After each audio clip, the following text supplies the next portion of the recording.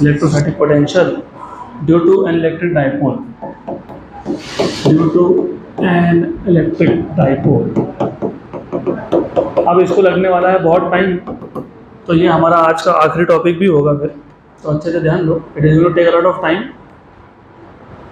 कुछ चीज़ें by default अभी तुमको समझनी पड़ेगी, क्योंकि हर बार हम लोग सेम कन्वेंशन यूज़ करेंगे ऐसा नहीं होता है। It is upon the flow. कभी मैं पॉजिटिव चार्ज को लेफ्ट में दिखाऊंगा, कभी राइट में दिखाऊंगा। सबसे पहले डाइपोल क्या है वो बताओ। मैंने पहले लेक्चर में रिवाइज करवाया। What is dipole? What is dipole? Two equal but opposite charges separated by a finite distance is known as dipole या constitutes a dipole. Two equal but opposite charges separated by finite distance constitutes a dipole.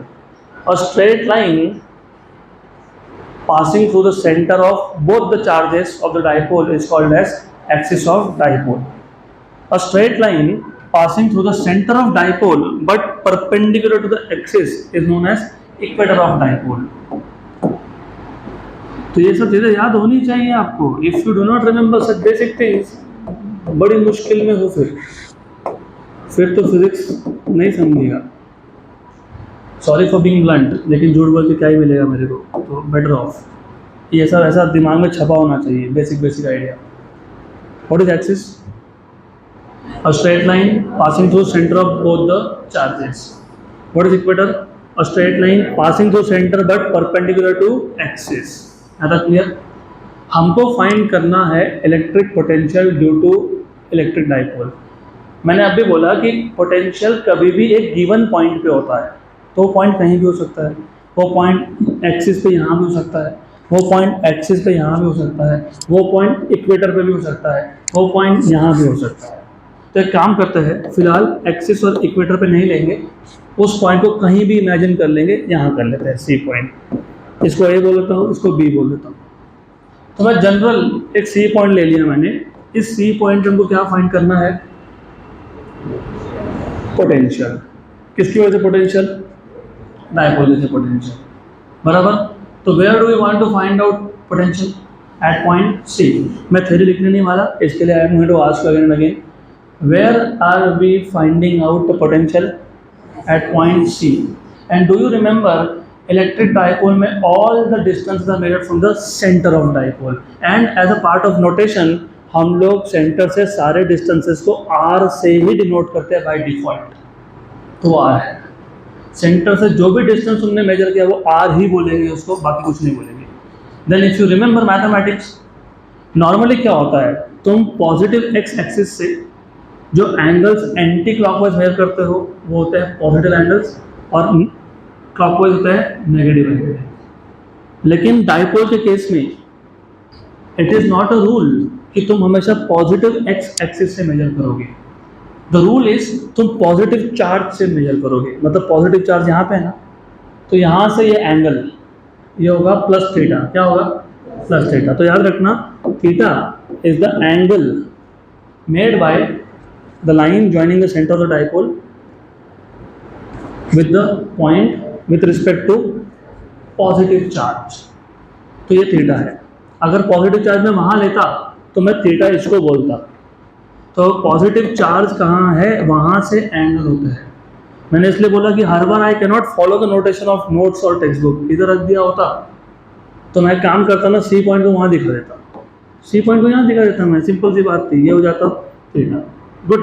तो अभी याद रखना, as a part of notation याद रखना, dipole में angles कहाँ से मेजर हो रहे हैं? Positive charge. अब ये जो चार्ज प्लस क्यू है, इसका सी पॉइंट से डिस्टेंस है R1, क्योंकि इसको चार्ज 1 बोल रहा हूँ मैं, और इसी का डिस्टेंस B से है R2। क्लियर? अभी हमने देखा कि हमारे पास अगर सिस्टम ऑफ चार्जेस हो तो एक गिवन पॉइंट पे हम लोग पोटेंशियल कैसे फाइंड करते हैं? एडिशन। तो यहाँ पे भी सी पॉइंट पे पोटेंशियल फाइंड करना है, तो it is potential due to A plus potential due to charge at B. यहाँ तो दो ही चार्जेस है ना, वहाँ पे तो n चार्जेस थे, तो तुम्हारे पास टर्म्स भी n थे, यहाँ पे 2 ही चार्जेस है। तो potential at point C is potential at point C due to charge at A and potential at point C due to charge at B, तो VA प्लस VB। अब एक काम करता हूँ, VA फाइंड कर लेता हूँ। What is VA? 1/4 pi epsilon 0। Very good, good. Direct लिख लेते हैं, direct. Let me write down directly, इसको VA को लिख लेता हूँ मैं सीधा सीधा। 1/4 pi epsilon 0। What is potential का general formula? Charge upon distance, charge upon distance, charge upon distance. A पे चार्ज क्या है? Plus Q। A और C डिस्टेंस कितना है? R1। माइनस, माइनस क्यों लिखा? माइनस क्यों लिखा? क्योंकि चार्ज एट B क्या है? माइनस Q है, तो प्लस और फिर माइनस, मतलब बेसिकली क्या बन जाएगा? Minus upon R2। करेक्ट है, सही है। सिर्फ नोट्स में ना प्रिंटिंग मिस्टेक हुआ है। क्या मिस्टेक है पता है? V2 में डिनोमीटर में क्या आना चाहिए था? R2, एक जगह पे R1 प्रिंट हो गया, ठीक है, करेक्ट कर लो।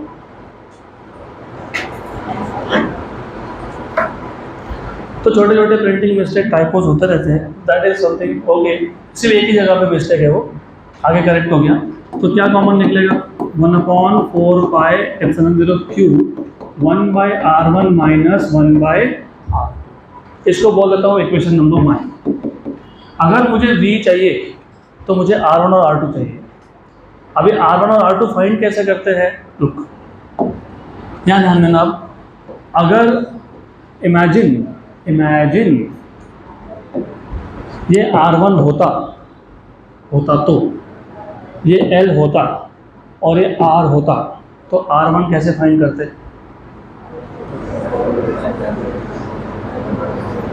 R² equal to R1² plus L², मतलब तुम पाइथागोरस थ्योरम लगाते, that is the idea. But जब तुम्हारे पास राइट एंगल ट्राइंगल नहीं हो, क्योंकि नहीं है, राइट एंगल ट्राइंगल नहीं है, ऐसा R1 है, ये L है और यहाँ पे तुम्हारे पास R है। This is R, this is point O, this is point A, this is point C, this was R1, this was theta and this is L। Do you remember I have told you something called as cosine rule, law of cosine. तो according to law of cosine क्या find करना है? R1, तो R1² equal to जो बचे हुए दो sides है R² plus L² minus 2RL cos of angle between R and L।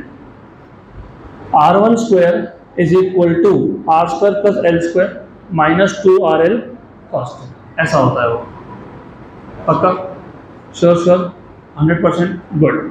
अब एक काम करो, हमको R1² नहीं चाहिए, हमको R1 भी नहीं चाहिए, हमको चाहिए 1/R1। तो एक काम करेंगे, हम पहले यहाँ से ना R² को कॉमन निकाल लेंगे। निकाल लो कॉमन।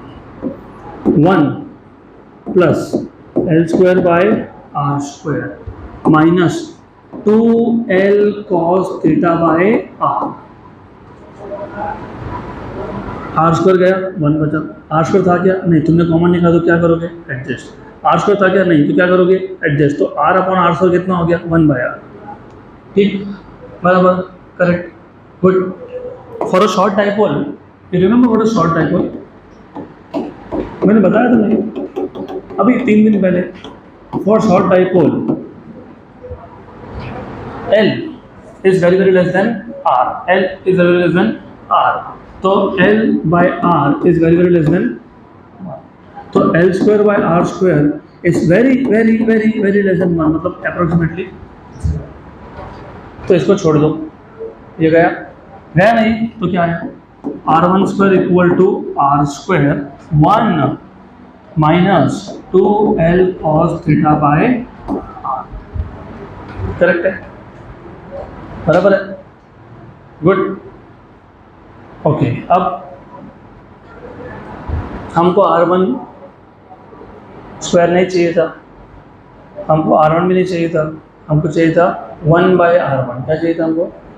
1/R1। क्या चाहिए हमको? 1/R1। ओके, तो एक काम करो, तुमको 1/R1 चाहिए, याद रखना। तो 1/R1² इक्वल टू रेसिप्रोकल ले लिया इसका, reciprocal R² 1 minus 2L cos theta by R। Correct, good. Take square root 1 by r1 equal to 1 by r 1 minus 2l cos theta by r raised to half. ये ऊपर जाएगा तो 1 by r1 equal to 1 by r 1 minus 2l cos theta by r raised to minus half. फिर तुमको याद है हमने दो जगह पे बाइनोमियल अप्रोक्सीमेशन यूज किया है, अगर याद होगा तो. इफ यू हैव, अगर तुमको याद होगा तो, if a is very very less than b, मतलब a by b is very very less than 1, then in that case 1 plus a by b raised to n is 1 plus n into a by b. मतलब index को direct second term से multiply कर देना. क्यों करना? क्योंकि third, fourth, fifth, sixth higher order के terms zero हो जाते हैं. क्यों? क्योंकि खुद a by b स्मॉल है.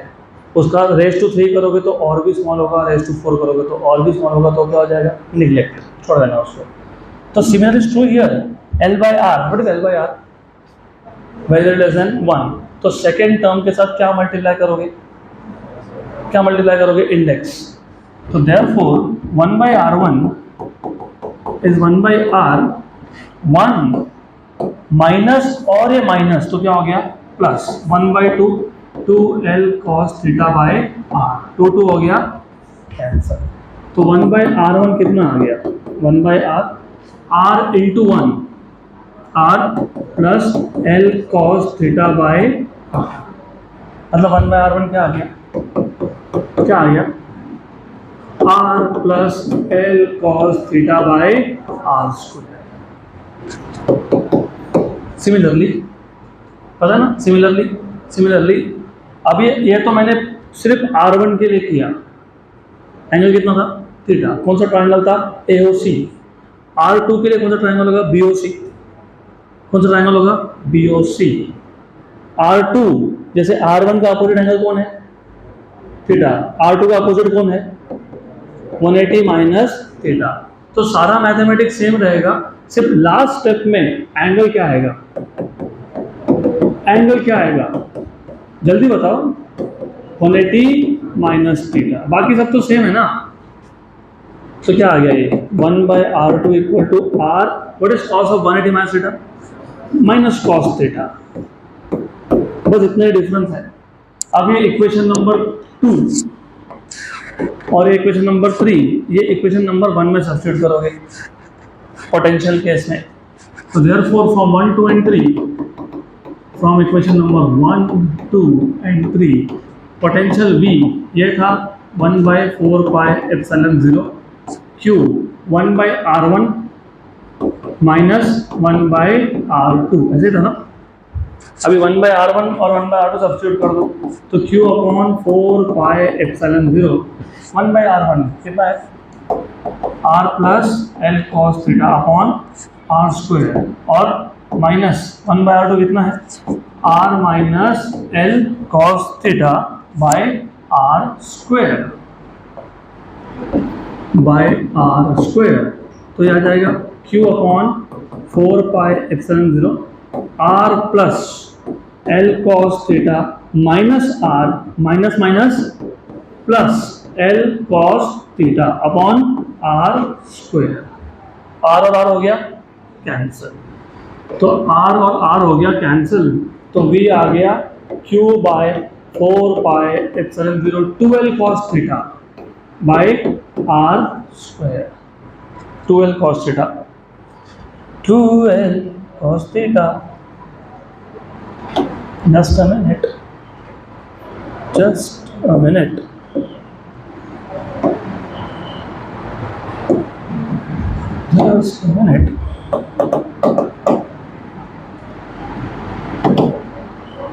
ओके, सही है. L cos theta plus L cos theta is 2L cos theta by r square. r और r कैंसिल हो गया. What is this? Dipole moment, electric dipole moment. तो 1 upon 4 pi epsilon 0 p cos theta by r square. What was electrostatic potential due to a single point charge? अभी तो derive किया था 1 upon 4 pi epsilon 0 q by r. तो electrostatic potential due to single point charge is inversely proportional to r, due to dipole is inversely proportional to r square, inversely proportional to r cube नहीं, two, अभी r cube नहीं, ऐसा क्यों बोला मैंने, क्योंकि इसको ना कई बार ऐसा लिखते हैं 1/4 पाई एप्सिलॉन 0 आर से मल्टीप्लाई डिवाइड कर लेते हैं, तो क्या बन गया आर क्यूब। क्यों करते हैं? What is A bar dot B bar, A B cos theta, तो what is P bar dot R bar, हाँ, तो इसको ऐसे लिखते हैं 1/4 pi epsilon 0 P bar dot R bar upon R cube. लेकिन प्रोपोर्शनलिटी क्या है, 1/r²। ये JEE में क्वेश्चन था। डाइपोल, किसी ने डाइपोल पढ़ा नहीं तो 1/r लिख दिया, किसी को नीचे आर क्यूब याद आ रहा था तो आर क्यूब लिख दिया, और रिलेशन क्या है r²। पोटेंशियल, हाँ पोटेंशियल, इलेक्ट्रिक फील्ड नहीं, कौन पोटेंशियल, कौन पोटेंशियल। अब ये तो मैंने जनरल फॉर्मूला बनाया, अब ये जो पॉइंट है, पॉइंट जहाँ पे तुम सी पॉइंट जहाँ पे तुम पोटेंशियल फाइंड कर रहे हो, वो कहीं भी हो सकता है, वो एक्सिस पे यहाँ भी हो सकता है, वो एक्सिस पे वहाँ भी हो सकता है, वो इक्वेटर पे भी हो सकता है। अगर वो एक्सिस पे टू द लेफ्ट ऑफ ए हुआ, यहाँ हुआ, तो एंगल कितना 0, एंगल कितना 0। अगर वो एक्सिस पे यहाँ हुआ तो 180, और इक्वेटर पे हुआ तो फिर अभी दो स्पेशल केसेस है इसके। You have two special cases of this. Special case number 1, special case, इसमें पहला ऑन एक्सियल पॉइंट, और जब मैं ऑन एक्सियल पॉइंट बोल रहा हूँ तो थीटा की वैल्यू या तो 0 होगी या तो कितनी होगी 180 होगी। Very good. तो अगर ऐसा हुआ, अगर 0 हुआ तो v equal to 1/4 pi epsilon 0 cos 0 कितना होता है 1/r², या फिर अगर 180 हुआ तो माइनस, तो -1/4 pi epsilon 0 p/r²। Case 2, case number 2, at equator,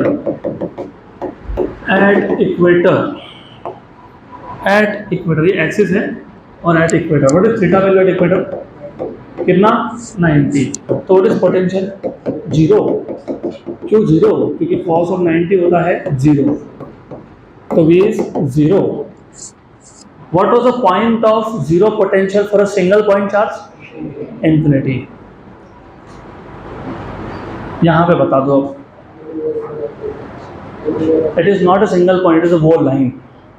क्योंकि तुम पूरे इक्वेटर पे कहीं भी पॉइंट ले लो ना, एंगल क्या बनेगा 90। तो डाइपोल के केस में पॉइंट ऑफ 0 पोटेंशियल होता ही नहीं है, it is a line of 0 potential, and that line is equator. So equator is the line of 0 potential in case of electric dipole. Clear? बाकी का to be continued.